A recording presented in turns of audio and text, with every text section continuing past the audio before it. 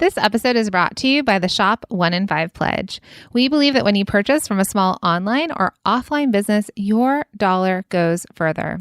Hey friends, Minna and I created the Shop 1 in 5 Pledge, and we're inviting you to take it with us. It's a commitment to make 1 in 5 of your purchases from a small business, online or offline. It's a way to make an impact together where and when it matters most. Because the truth is, your purchasing power matters now more than ever. Head to shop1in5.com to take the pledge. Make that commitment to shop 1 in 5 of your purchases towards a small business. We also invite you to shop the directory if you don't know where to find other small businesses. It's right there on the page. And we're asking for you to share the pledge. Imagine if each of us told 3 to 4 people about the Shop 1 in 5 Pledge. It would be an incredible and life-changing for so many small businesses. Tell your friends, your family, and your social network. It costs nothing extra and makes a world of difference. Our purchases have the ability to change lives. Okay, let's jump in. Welcome to the Product Boss Podcast, where we help product-based businesses grow their sales and improve their strategies. Hey everyone, I want to introduce you to my co-host and biz bestie, Minna Kunlo-Sita, an Amazon guru that has built a multi-6-figure product-based business. And introducing the other half of the Product Boss, Jacqueline Snyder. She has helped launch and grow over 500 fashion apparel and accessory brands, even one of her own. And together, we share our inventory of secret weapons that will help you dig deep and do the work it takes. Are you ready? Let's build together.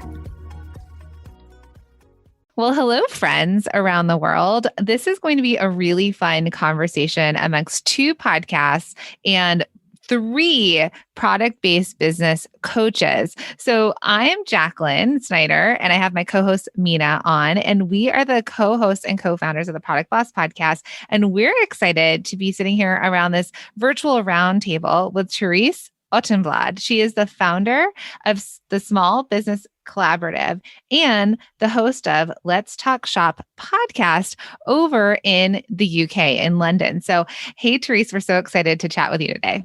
Hey, I'm so happy to be here today. It's so exciting. We've been talking about this for a while, so it's great to finally make it happen. You did such a great introduction, but for those of you who are listening from the UK or who normally listens to my podcast, the Product Boss is a podcast I actually followed before I started my business. So it's really amazing to be here today. And Jacqueline and Minna are great. They give so many tips. And really, even if you are based here in the UK and you sell mainly in the UK, they share so much valuable tips. So I definitely recommend their podcast. Thank you. And same to you. And so we were going to actually do a podcast swap, which a lot of times podcasters do that. You'll hear us each on each other's podcasts. But we thought this might be a really fun, different type of podcast where we all sit down together and we discuss product-based businesses, things that we see working right now all over the world, maybe some things that we're seeing changing, especially over the course of 2020 and how the markets changed. Therese, you are an expert with retail. Minna is an expert with Amazon and sort of the alternative way of selling. I definitely come from a more traditional sense like you, from the wholesale background and perspective. We've had our own product businesses. I think this is going to be a really fantastic conversation. Yes, around the table and across the pond. Is that the saying? Yes. And a lot of different backgrounds too, not both culturally and, location-wise. Let's actually start with that, since we're introducing ourselves to new audiences and new listeners. Let's kind of go around and talk about our backgrounds for those of you that don't know us, and even we could discuss, culture as well. Mm-hmm. You want to kick it off, Minna? Sure. Hi, everybody. This is Minna. So I am, like Jacqueline said, her co-founder of the Product Boss and her co-host of the Product Boss podcast. We also co-founded the Shop 1 in 5 Pledge, which is a pledge and a commitment to shop 1 in 5 of your purchases from a small business. That really came from pandemic times. but it's been amazing and wonderful and a great way for us to support our small businesses, our small product businesses, as well as, impacting the economy, even on a global level, all the way to the UK. I am located in Iowa, which is, right smack in the middle of the states, right in the Midwest. And my background is that I own Low Labels, which is a product business. We sell labels primarily for daycare, schools, waterproof labels, and we sell on Walmart and Amazon. And it's funny because when Jacqueline first introduced us as, it's going to be 3 product coaches on here having a conversation, I was like, 3? I've literally morphed us into one person. So, we really are 2 sides of a brain here. I come from the more, quote unquote, modern version of selling online e-commerce and third party selling, that sort of thing. And she comes from the traditional sense. And now we've gotten this other, product boss, Therese, to really be, we have a full body going on over here, I feel like, for product coaching. And then Minna, real quick so culturally wise, let's talk about that because we're actually quite the global community right here on this podcast. So let's chat about that.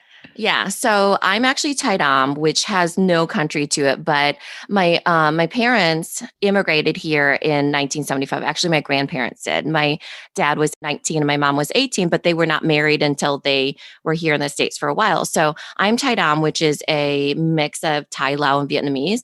This has been kind of a fresh conversation with all the Stop Asian Hate movement here in the States, and things happening around that. And being and living in Iowa has been an experience for sure. So it's been, I'm pretty much the American dream when it comes to culturally what I could have done. American dream in all sense of the word. My parents would probably say I'm very Asian American, whereas if I was more traditional, I'd probably be like married with my husband doing housework, right? So, American dream for sure. And that's my background culturally. Yeah, because you're first generation American, and yes, then first generation, but born and raised in Storm Lake, Iowa. My parents actually were, in the war. My dad, there were refugees in a refugee camp. They came over in 1975 because Taidam people were of the poorest villages that got mixed up in the war, and they're brought over because of their agricultural knowledge. Hence Iowa, right?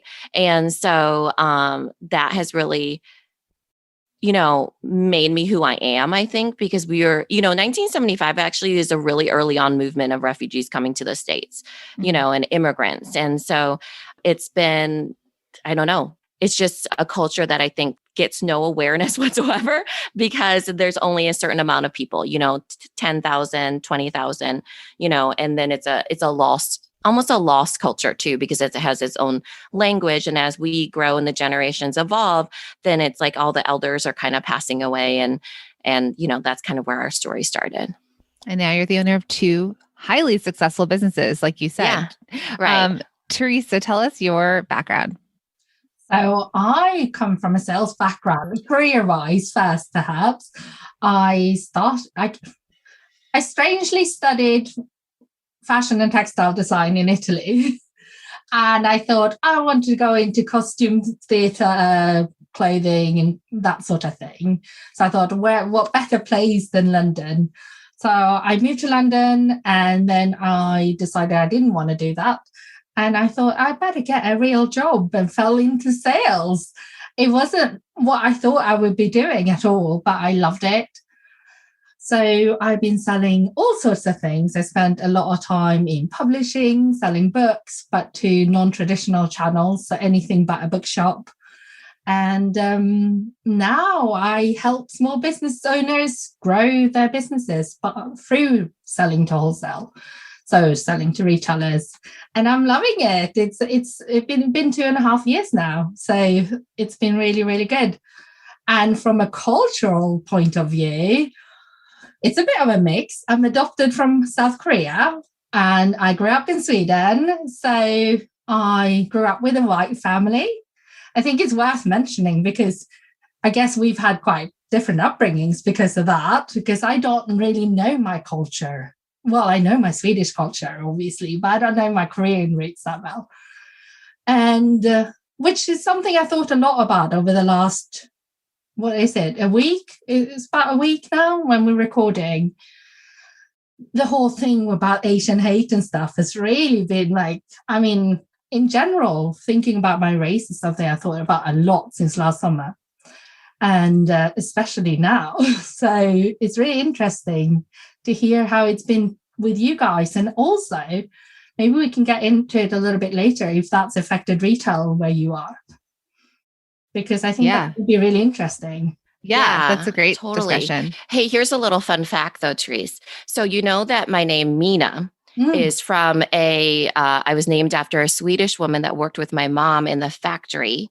And so her name was Minna, obviously, and spelled exactly the same. And she was the first person that my mom said that was so helpful to her in the factory. Like, you know, that she was pregnant, really pregnant with me. She was so kind and so, you know, generous. She would help on the line with her, things like that. And so much that she named me after her when she was pregnant. So I'm, you know, got a little bit of Swedish in me too, I feel like, you know. Yeah. Crazy. Yeah.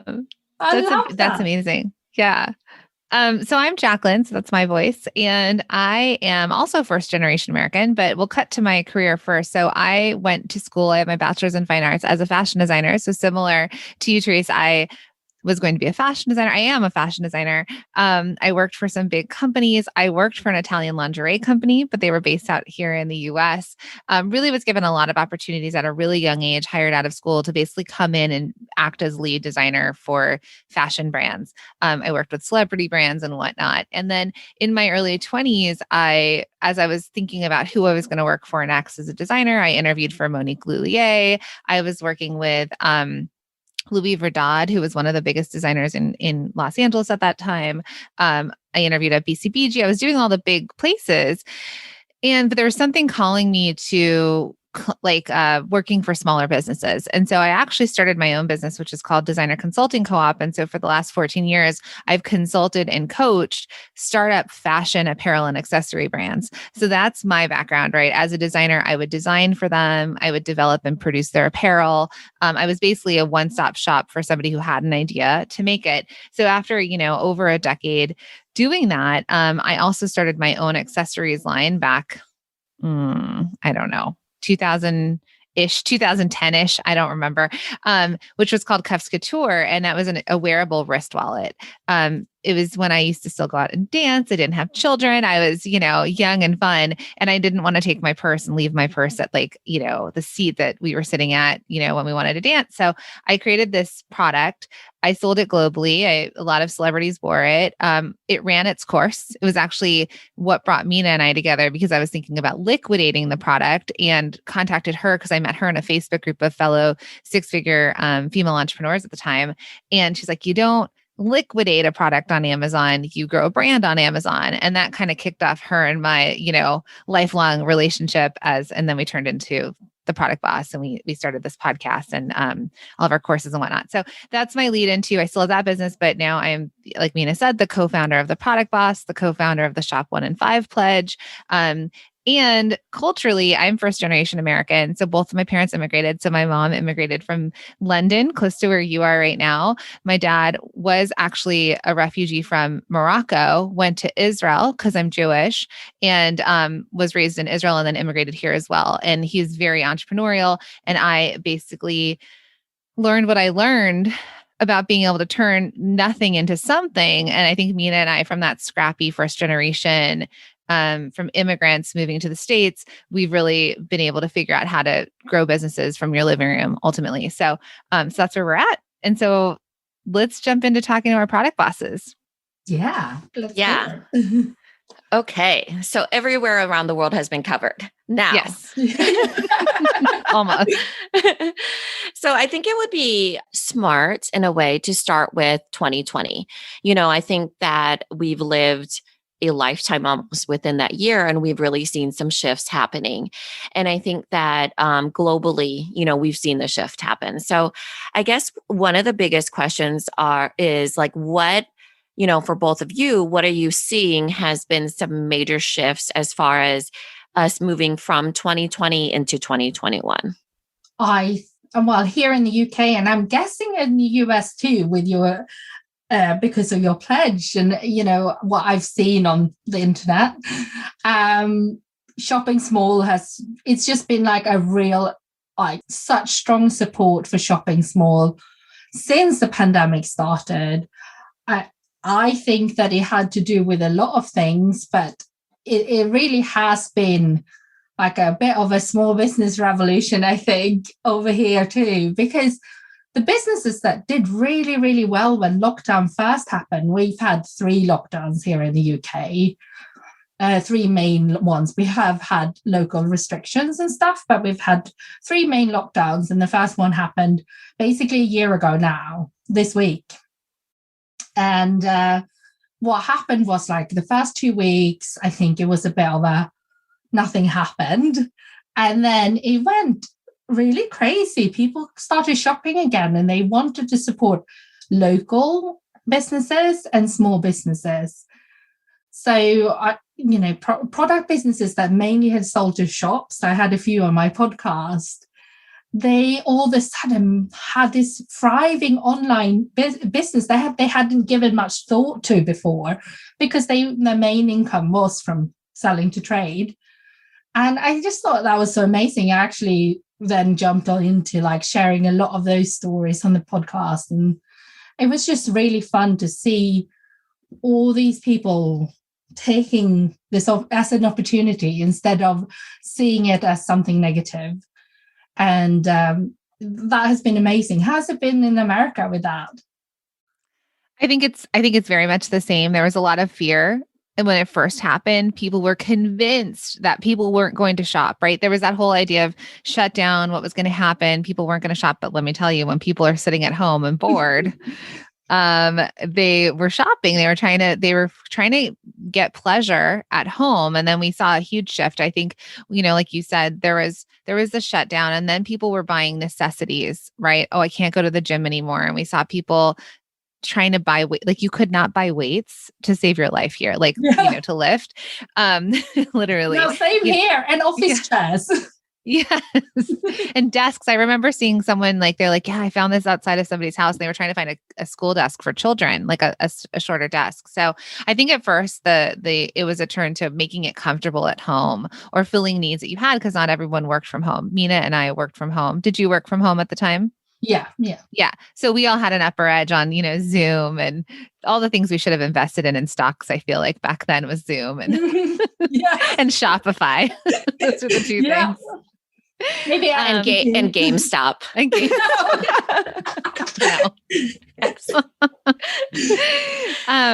so yeah, I think it was like that, those necessities and the same thing. There were people whose entire businesses were built around in person, and retailers. So retailers weren't sure what to do because they physically had to close their doors, and in person again. So what Minna and I did in the first month of lockdown is we created a survival kit course bundle is what we called it. But we were like, you need to get online and start selling immediately. So I think one of the biggest shifts was, and it was years and years, and all of you listening, those of you who really did focus mainly on in person, especially looking back at that year and realizing, like, there were so many reasons they always told us that they weren't going to stop doing in person, even though they hated the travel and how early they had to get up and all the things. And then the lockdown forced them to get online. And so we saw people starting to show up in video, selling through social media with access, creating Facebook groups, having FaceTime calls, taking their camera, from their phone and showing what was in their retail shop or behind the scenes. And so I think the biggest shift, which is beautiful, is people got online. They found an easier way of doing business. And they also decided to show their faces more to sell their product.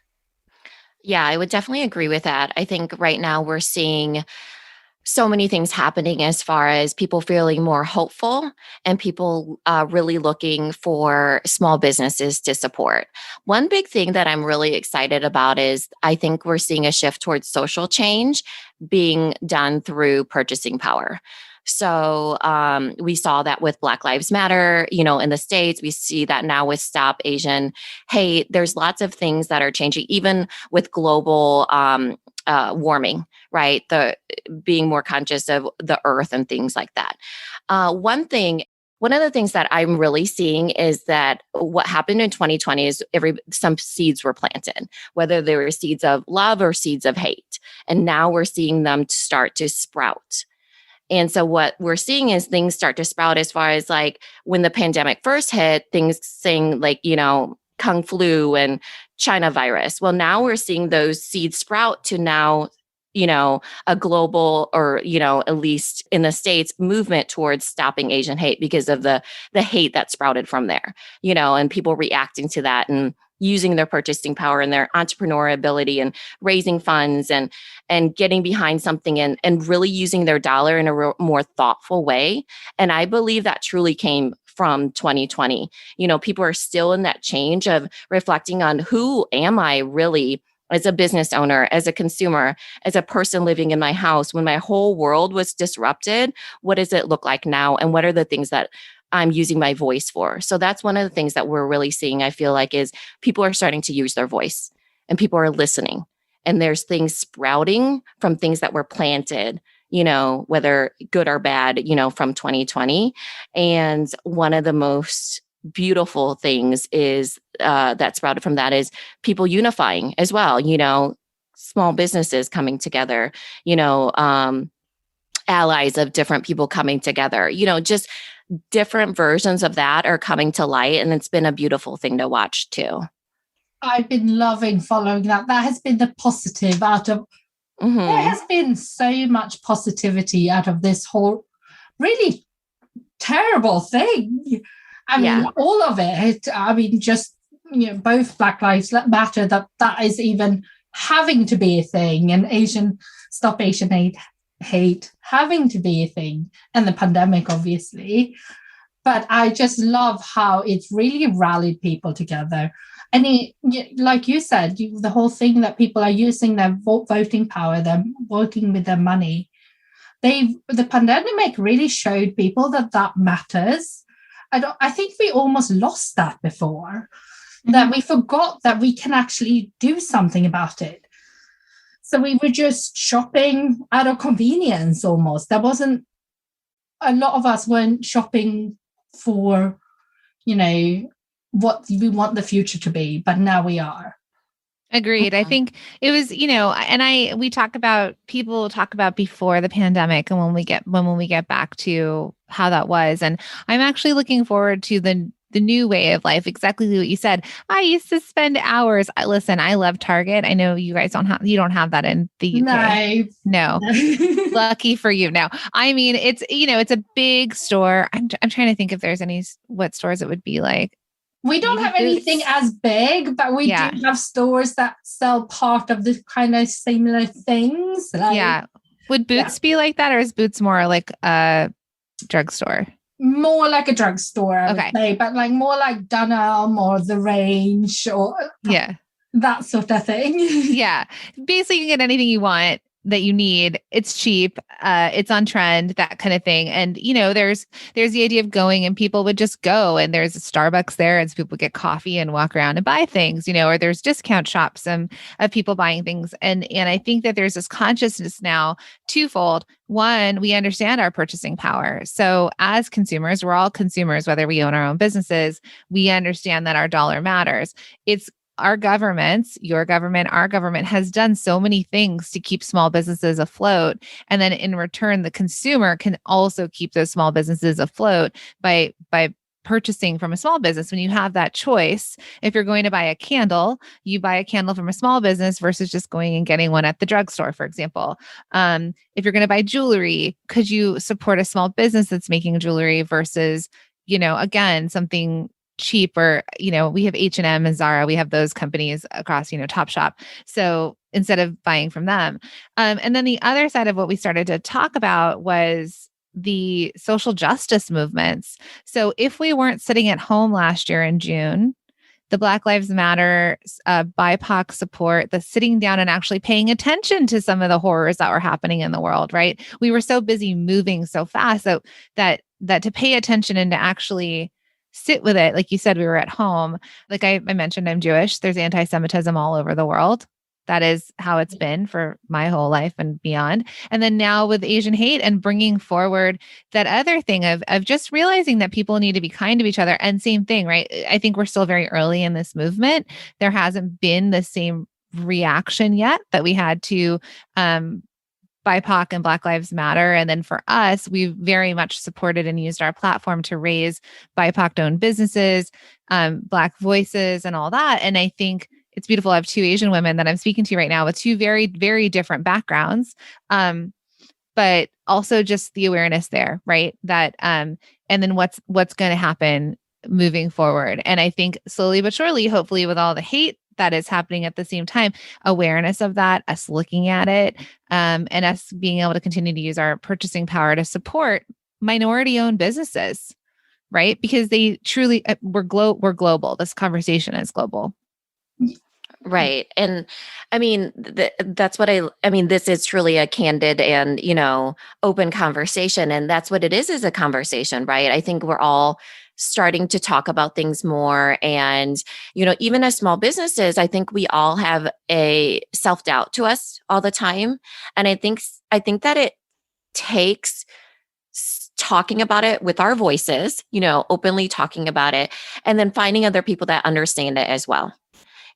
So when we're starting to see these changes, it's because people rally together, just like what you said, Therese, right? People rally together and they kind of take a minute to pause on everything. And I think as far as, thinking about even on a global level and owning small businesses and impacting small businesses, it just takes one person. So with all of you out there that are, unsure or have self-doubt or, don't feel like you're part of a bigger thing, you really are. Even when you think about, you are contributing to your household, really, even if you're selling something on Instagram, it seems silly and, fleeting almost. But then when you think about the actual impact, the footprint that makes, you're contributing to your household, that contributes to your local economy, the schools, the roads, that moves into the, national economy than the global economy. So all of it is just this really big ripple effect that we're starting to see that, the small business really right now is what is going to be, when we come together, the thing that really leads us into this new future that was way better, honestly, than what it was before, right? Just people with more of awareness of we were forced to change, basically. And take care of each other. And also female-run businesses. Our audience is majority female. How's yours? Same. Yeah. So in the UK, because that's another minority, right? Like there's an old stat from Forbes that was like 2% of female-run businesses make it past $1 million. And we're on a mission to change that. So in the UK, at least from what you know, how is the support for female-run businesses? Is there... How is that? There is a real community, obviously, via social media, but I don't think there's much more outside of that. I don't know necessarily if I hear very little about government bodies or, different think tanks, like all these different things. There's not really a support network that we haven't built up ourselves, I think. I think women have been really...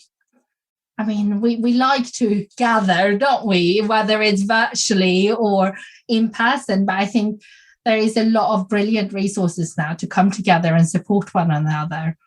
I don't think that is coming from the top, as in like if the government was the top at the moment. But hopefully they will start listening more. And I think someone told me that 73 product businesses start in the UK every single day at the moment, which is amazing. And a lot of them are female-led. I bet that is a lot more than the 2%, I think. Yeah, at least where we're going to be a few years from now, right? With hitting that $1 million business and beyond. Is there, I feel like this is a silly question, is there that wage gap of, women making 80 cents to the dollar of a man over there in the UK? Or is it more, is the gap closed? No, I think it's very much. And I feel it's like, and unfortunately, I think that they don't always get taken serious when they start their businesses. I certainly have had clients whose husbands think that that's your hobby, yeah.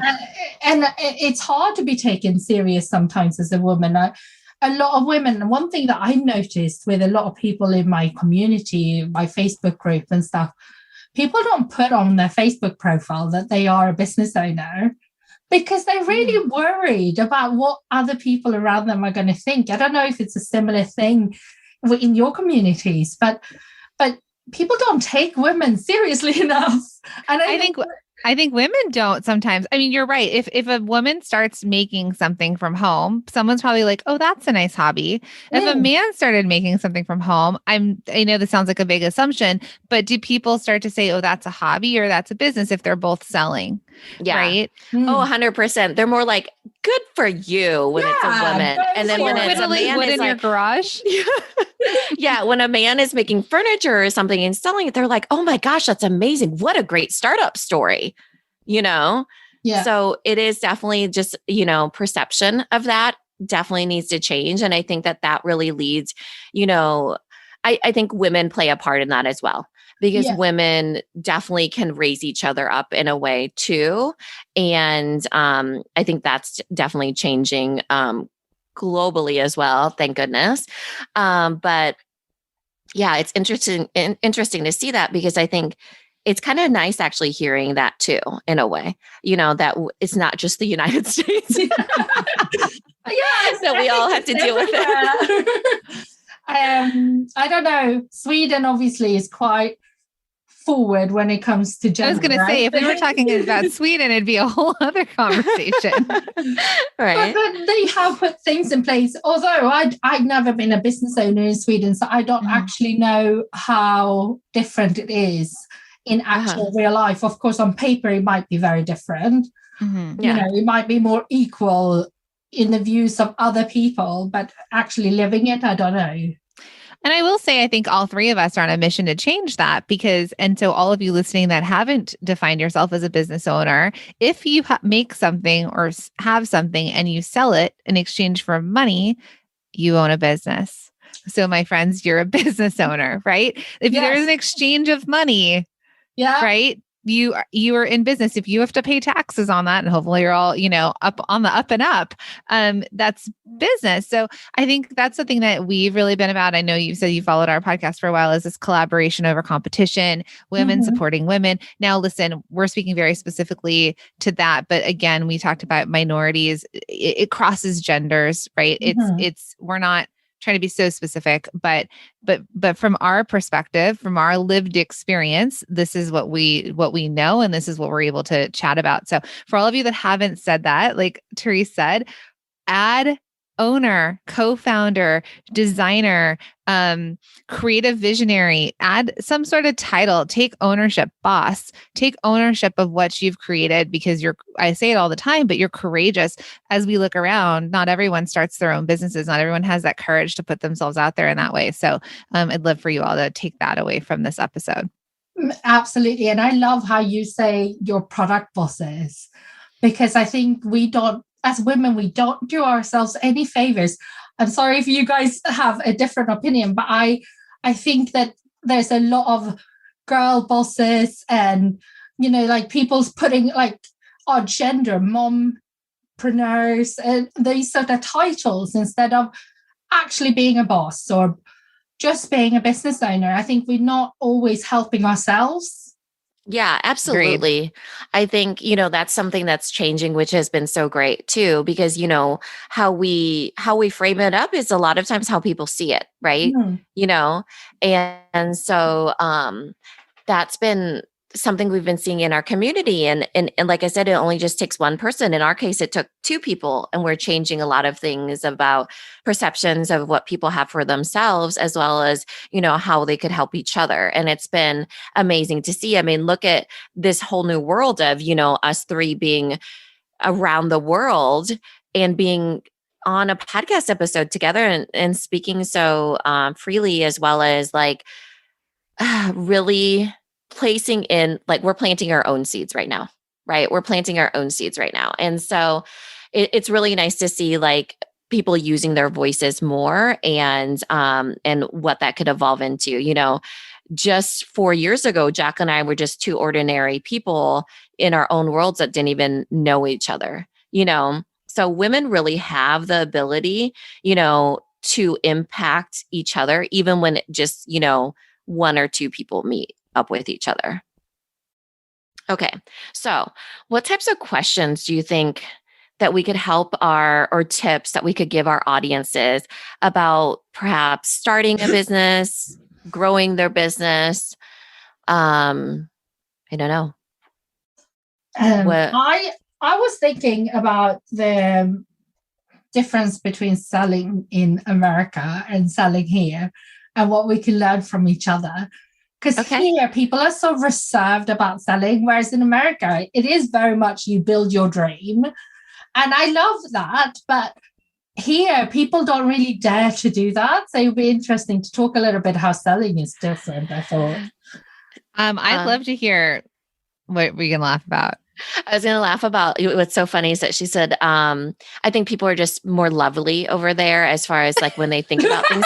Because, here's another fun fact. Since I'm throwing out fun facts today, they're going to switch all of the voices in the airports to be a British accent because it calms people. Right. Really? So like in America, American airports is very aggressive. Yeah. American airports are going to have the accent. Just like if you have Siri on your iPhone and stuff, you can change it to a different accent. Mine's whatever. Australian on my Siri. It disarms people. It disarms people when you have that, right? So when you're thinking about selling, one of the pointers that I have for all of you out there is that you have to really, whatever accent, this is not to say use a British accent. This is to say that no matter what, it's the same thing. But in order to disarm people without the accent, you have to give value and sell, not give value, then sell. And I think selling has that dirty connotation or whatever to it, the aggressiveness or whatever it is, but it's not.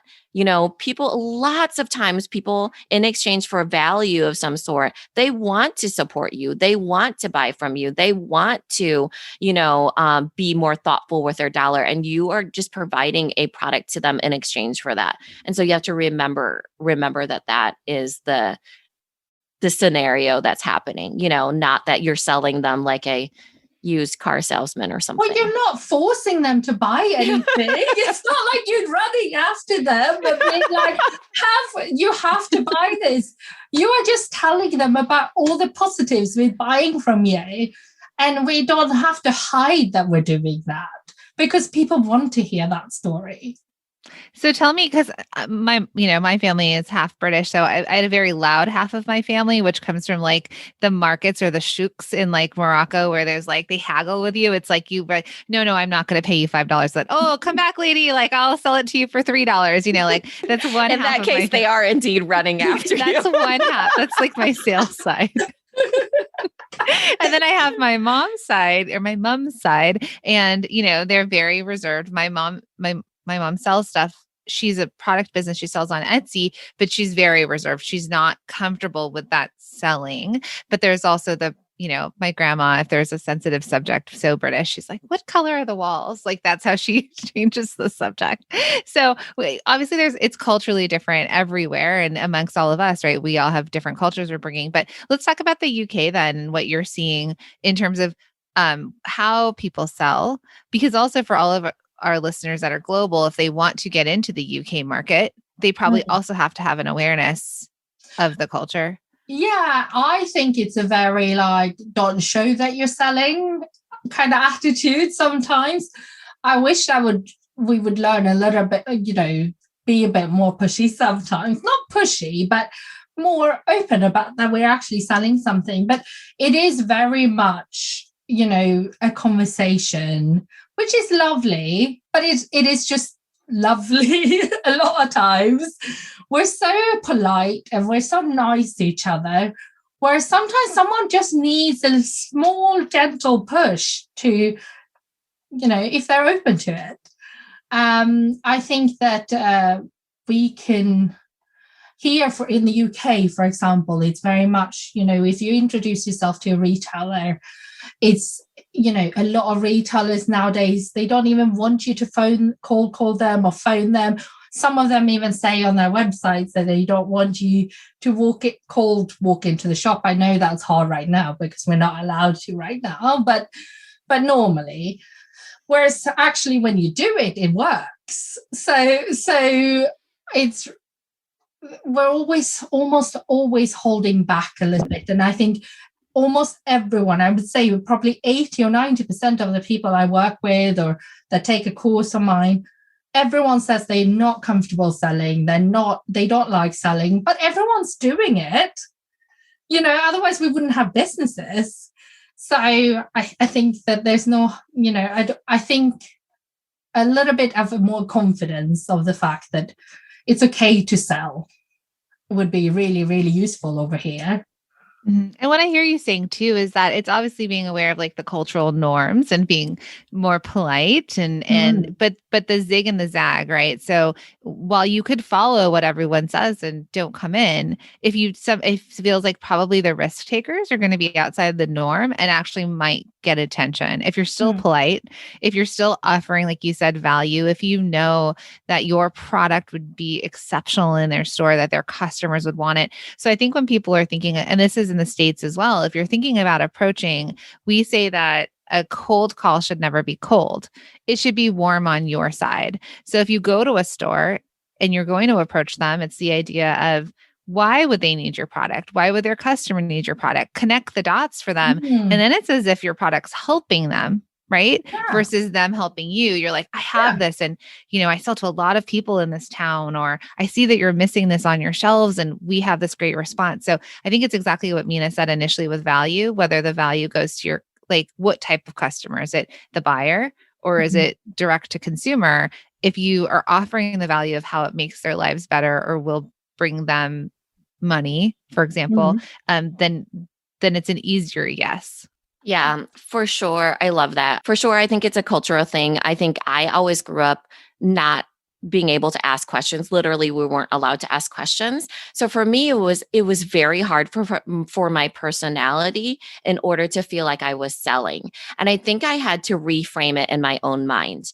So for me, it was more like, okay, here's some suggestions. And so instead of selling, like, it's not a hard sell, it's here's some suggestions on what I could give you, because most people are looking for something and you're just helping them in what they need. Also, I love, I'm glad that Jacqueline brought up that it should never be cold. It should be warm, because you certainly, we have signs all around here that are like no solicitation, right? So you could go in there and just it's really like you're meeting those store owners' needs. You could go in there, obviously having done research, so that it's something that you're solving a problem for them, and you could set up a appointment with them, for example, to come back. It doesn't have to be like you're entering that store and you have a jacket full of watches and you open up your trench coat and you're like, which one do you want? You have to reframe it for yourself, and that it is truly a relationship, and you would never do that in normal circumstances, to be lovely or not to be lovely, but always, like, I think that when you give somebody a recommendation or a suggestion, you start attracting that person and you start repelling that person. And those people you can kind of gauge, ooh, they're attracted to this, or, hey, not their vibe, not their thing. They don't want that right now. And then you do not chase those people, you let them walk away. And also, why invest time in that? Invest time in the ones that are interested. I love how you say that selling is basically helping someone, because that's something I say all the time, that it is about helping each other as well. But, when you go into a retailer, you really need to know how you can help them. Yeah. And that's whether you do it by email or by phone. And I guess you're selling directly to the end consumer as well. We just do that on Instagram instead, or on our email marketing, or on our product descriptions, or, whatever way we can do it. For sure. And I think it comes back to what you were saying before, Therese, about taking ownership of being a product business, of being owner of your business, then you come from it from a confident standpoint. You're reframing it like, you are a business, right? And then they hear it differently than instead like you're peddling goods and it's really you are just some person off the street, for example, So I think it takes a little bit of self-development in order to get to that, because people will always say, I don't love to sell. You're not selling. You're a business owner that's providing services or goods, and you're offering it to people. It's not like your job is just to sell. Your job is many things, but you have to first take ownership of that. I own a business and people want that from me. Yeah, I think it's very much about relationships. If you're thinking about direct to consumer, what relationship do you have with your customer? Speak to somebody specifically when you're showing up online and creating a relationship with your audience, right? When they actually interact with you and you have those customer service conversations, each person, it's a relationship. I think pre-pandemic, we were talking about it, everything got so big. Relationships were starting to feel like they didn't matter. We were disconnecting a bit from people. We were trying to be bigger and broadcast to more. And it wasn't about these individuals. And I think another big thing is, my husband talked about this actually a few days ago. One of our product bosses, it's Clean and Dirty. She sells face creams. She's amazing. And she gives you all this information. And if you ask questions if you DM her on Instagram, she'll tell you what you need to know. He, on the other hand, though, found this one product or skincare line for men. He was really into it. He really wanted to buy it, but he had some questions and he DM'd them. Radio silence, no response. They're kind of a bigger company, but I don't think they have more than 100,000 followers, but they're not in their DMs for customer relationship management. So he was like, well, you've lost my business. And now he also is buying the same skincare that I'm buying from Clean and Dirty, for example. So I think that there's something really important here to realize people needed stuff. People need information. They have a relationship. We aren't able to walk into as many stores anymore and talk to the person at the sales counter. So how can you do that virtually? And I think the same goes with retailers. It's a relationship. Because if you make them money and they make you money, entire businesses are built off of relationships between the buyer and the brand. And so it's the same thing, right? Because the whole idea here is lovely isn't going to pay the bills. Yeah. Quiet's not going to pay the bills. None of this is going to pay the bills. And we're all in business to pay the bills. Yeah. Right. And it's perfectly fine to sell. You can still be lovely and sell things. You can still be kind and quiet and sell things. You have to get that out of your head that it's one or the other. One of the not sales techniques, but I want to just give a story too. I recently bought Bodewell Skin. It's a skincare line as well for people who have eczema and psoriasis. It's psoriasis is like an autoimmune skin condition. And so I tagged them doing the unboxing. I tagged them doing the unboxing on Instagram, and they actually DM'd me back telling me a tip. And they were like, make sure you apply. I forget what they said, twice a day or something like that. And I was like, oh my gosh, thanks for the tip. I'll let you know how it goes. And it felt like, that it wasn't just like I tagged them, they reposted and that was it. It was literally that they DM'd me a tip. And I felt like I was seen a bit more. And it was just that little tiny bit of time. And I mean, you could put that into a canned response even if you really needed to for a bigger business. And what a way to build loyalty. Yeah, exactly. You feeling that seen? It's amazing. I have a question. Customers. And it's kind of going off of that. And so it's a question for you, Therese, is what do you see happening for product entrepreneurs, for product-based businesses for 2021 and moving forward? What are some trends that you think we can talk about for people to be aware of or big shifts or changes? I think one shift that is going to happen is that big businesses are going to have, of course, when we say big here in the UK, a big business has hundreds of stores. In the US, if we're talking big business, they have thousands. But I think that one thing that are going to happen is that, the big guys, they've seen how well the smaller guys has done during the pandemic. And they haven't done very well. They haven't moved quickly enough. They haven't been agile enough. they haven't responded to important issues that people are caring about enough. So I think that the one way they're going to be able to do that is probably by trying to kind of get a little bit of that small business magic by bringing more smaller businesses into their ranges and talking about them differently, doing, I don't know, small business highlights on their blogs or whatever it might be, or maybe doing something in store with their point of sales or their shop windows. They're going to have to do something to be more interesting, because to be honest, they're a bit boring now, aren't they? I mean, Totally. Target obviously has a place. I would love to go. But it's also like Marks and Spencer's, right? Would you say the same about Marks and Spencer's? Because it's not individual brands, but it's rather the whole. Yeah. And they lost their personality. They don't know what they are right now. And they're definitely not what, people care about right now. So they need to do something about that. And I think that's going to open up opportunities for small businesses that can meet their demands.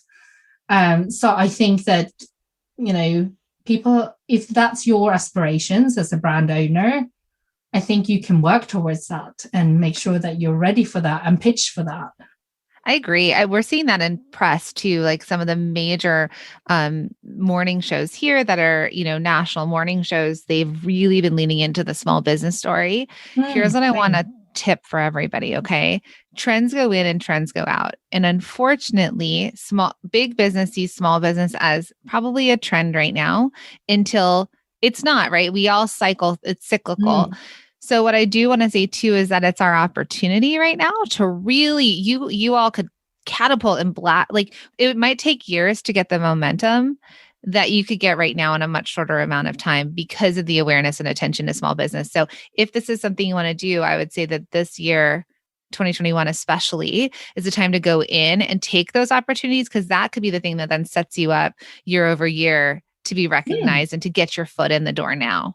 Because with a lot of these big retailers, it is about getting your foot in. So if you can then prove yourself as a reliable supplier, and you continue to innovate and come up with new products, there's no reason why they wouldn't want to continue to do business with you, even if trends move on. Unfortunately, a moment is now. Like you said, I really believe that too. Yeah, for sure. I think one of the things, as far as, talking about trends, I think we're going to see a lot more of a blend. There's going to be a blend of offline with online. For example, online stores, Low Labels, for example, sells only online, but I could go to our local brick and mortar, for example, and do a collaboration with them. Or if you're a local brick and mortar, maybe people order online, you do curbside. So there's going to be a blend of lifestyle of how people interact with small businesses. I think the other one is what you guys were saying, right? This blend of big and small. So, for example, for I forget what it was for. Oh, it was Black History Month.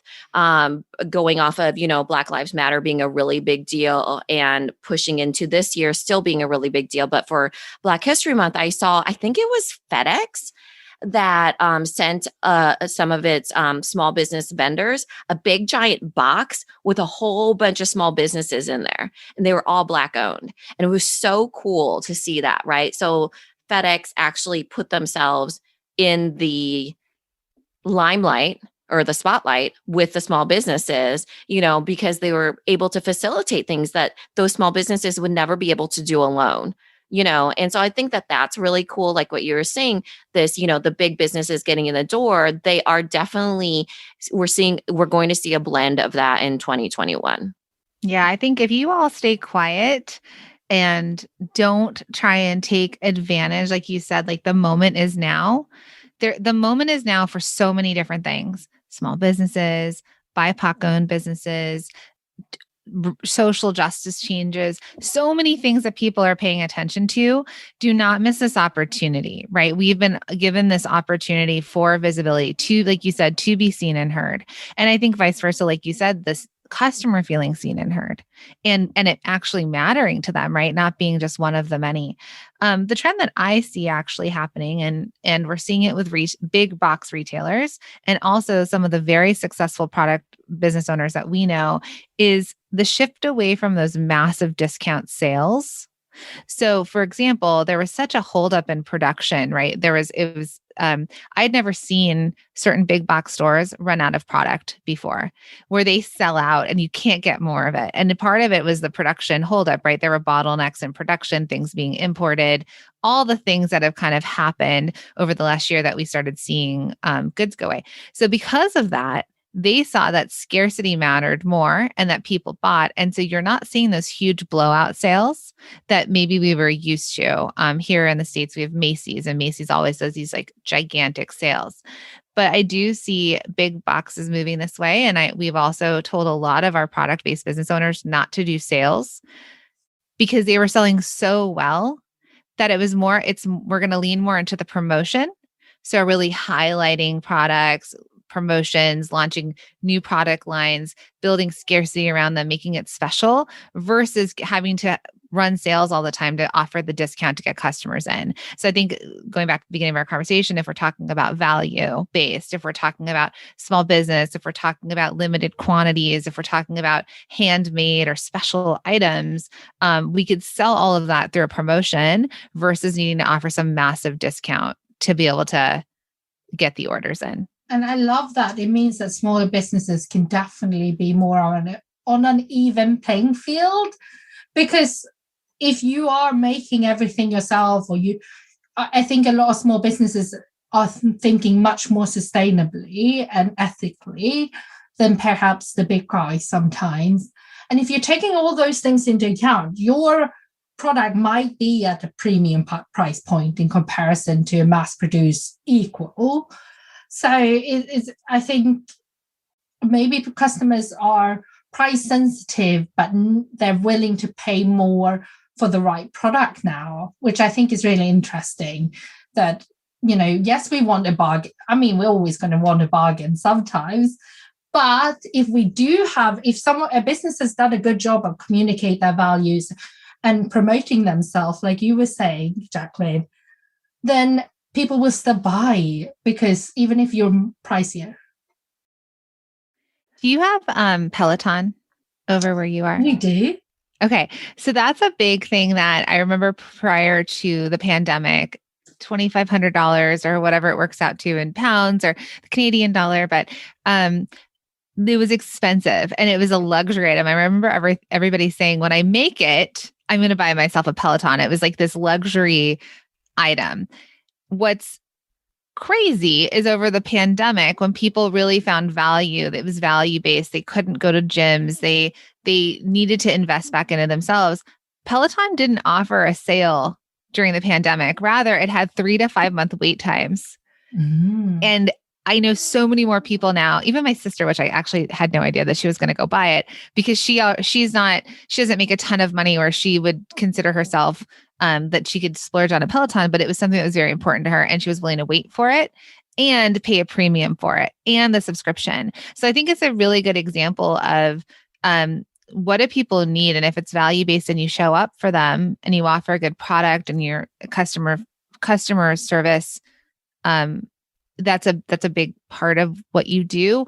That's where we're seeing the shift now, I think, in the values for people. Yeah. And I think we want even more of an experience when we shop now, whether that is in person or online. I don't know if in America it's also, I think subscription boxes have become more and more popular for a long time, but even more so over the last year. And they're not generally, you could probably find something cheaper if you went and looked for it, but it's not about that. It's about, supporting one business and getting a bit of a surprise every month. Yeah, for sure. I love that. Subscription boxes are all the rage over here too. I feel like they've been for a while too. So I think that we could literally talk to you all day. It's been such a good conversation, but I think we should wrap up with maybe a tip for everybody on one last tip that we could give all of our product bosses out there around the world. Therese, do you want to start? Yeah, I'm thinking. She's like, put me on the spot, Minna. Yeah, I have to think about mine as well. Or maybe your favorite tip that we spoke about today or something. I was thinking about that. I think that if everyone that is listening, I think there's one thing that I would love, and I think Jacqueline, you were saying too, if you'd only take one thing away from our conversation, that, our moment is now, and own the fact that you are a business owner, and, it's now to make it. We have this short period, relatively, I suppose, where all eyes are on small business. So make the most out of it. Tell all your friends, tell all your colleagues, tell everyone that will listen, because they are potential customers. So why wouldn't you? And tell them that you're a business owner. I think it's something to be really proud of. I agree. Mm-hmm. For me, I would say confidence. So if you listen to our podcast, we often talk about Minna and I we don't share a single personality on the Myers-Briggs personality test. We don't share a single letter.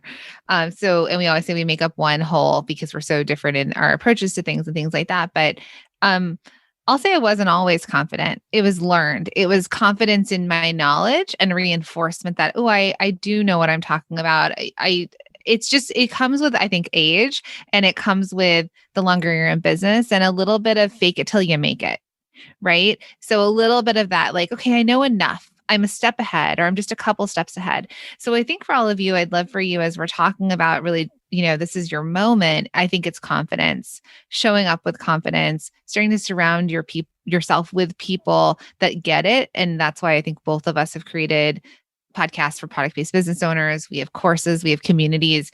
It's because once you find your people, you'll realize you're not alone in the thoughts you're having, in the decisions you have to make. And you'll also realize you're not alone in the beautiful wins that you're having and the approaches to stores or selling to customers. So I think that confidence, and I want to also just add, because I said about confidence, I show up a lot on video, and Minna, my friend who was raised not to speak, not to be seen, and not to be heard, is now a podcaster of a major podcast and shows up on video all the time and makes reels on Instagram. So it's learned, right? You have to just keep doing it, and you have to practice. And the more you do it, you'll build confidence. And I think once you all find something to keep repeating, then you'll see it pay off over and over and over in anything that you need to do for your business. Yeah, I love that. I think my big takeaway from this podcast, as well as all of 2020 and my whole life, boiling it down to this very moment right now, is that it's not one or the other. You have one life to live. You can either decide if it's I can sell or be lovely, or you can say I sell and be lovely. You can also be confident and quiet. You can be, so many things, right? You don't have to be anything, right? But you get to decide, right? And so you hold the power. So you hold the power and the ability to change other people's lives. So you get to decide this in the one life that you get to live, who you spend it with. I think that was something that was startling and shocking that came out of 2020, was that, oh my gosh, my life, what is it now? And then now we get to choose again. And how beautiful is that, and we get to choose who we spend it with, like what Jacqueline was saying, what we get to do with it, how many people we approach, how bold we are. Confidence is not a light switch, but is something that makes you feel joyful and impactful. And you get to also live the life that you want to live. That's surely what confidence is. So for me, even though I'm showing up on video, is it still hard? Sure, it is. But it doesn't matter if it's hard or not. I'm still doing it anyway. So I think that's one thing that I've learned from 2020, is that it's not one or the other. It's not, that I have to stay at home, but I have to take care of my kids. They go to school on virtual school, and they're learning and chilling in the house with me, and I'm working and still in the house, so it's not picking or choosing. It's definitely like you get to do what you want to do with your life, and showing up and working towards that confidence is something that is, like Jacqueline said, learned, but it's a process, right? Just like living everyday life. It's like every single day you work at it and you get to choose that. So that would be, I think, the thing that really came out of 2020 for me.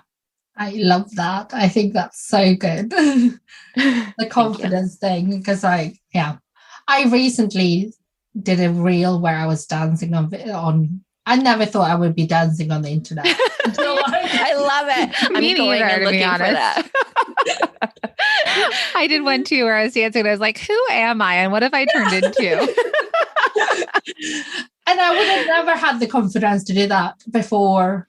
I mean, like even a few months ago. Yeah.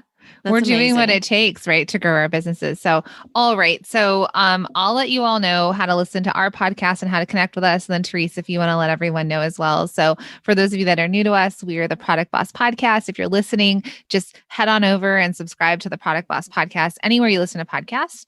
That's where we're at. We also invite you to take the Shop 1 in 5 pledge with us because it's great for you. Like we said, we're all consumers. And also, as small business owners, it's great to share this information with your customers. So if you head over to Instagram, it's shop, the number 1 in 5, the number 5, shop 1 in 5, follow us. We post a lot of things on there for you to reshare with your community. And it's a global movement. And let's ask our consumers, our friends and family to try and make 1 in 5 of their purchases from a small business online or offline. So this is lovely. Yeah, I love that. I'm going to, I already followed, but I'm going to go and do it. Sign up and share about it too. So those of you who are new to Let's Talk Shop, Let's Talk Shop is on pretty much every normal platform, podcast platform out there as well. And you can come and follow me over on Instagram. I share a lot of tips and dancing now over on Instagram. I'm small business. It's long. I'm small_business_collaborative. Just to make it extra tricky. And I do share quite a lot of tips over on my blog as well, which is just smallbusinesscollaborative.co.uk. And it's been wonderful to speak to both of you. I really enjoyed it. And you never know where conversations are going to go. And I really enjoyed that it's been this open conversation about things that not everyone are comfortable talking about. So really enjoyed that.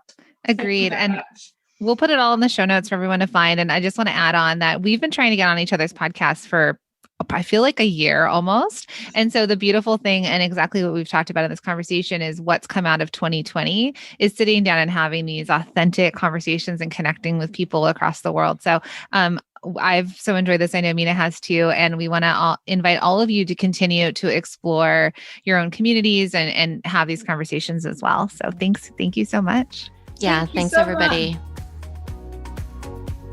One last thing before we go. We created this podcast as a reminder that you are not alone in this. Growing a product biz is hard and we want to help you through it. So thank you so much for listening and we truly appreciate it. We do. We read every single one of these, and we want to just give a shout out to all of you that have left us a review. Thank you. So we want to share this one, including one from Fairy Tale Knits. It says, love, love, love, so much helpful information. And she says, I actually found Jacqueline and Minna through their course, Multi-Stream Machine, which is so helpful. When I was trying to decide if I should buy it, I listened to a few episodes and loved how much of their personalities came through, all while giving great help. I've searched and listened to a lot of podcasts, and this is one of my favorites because they focus on product-based businesses, and so much of the other ones out there are for service-based.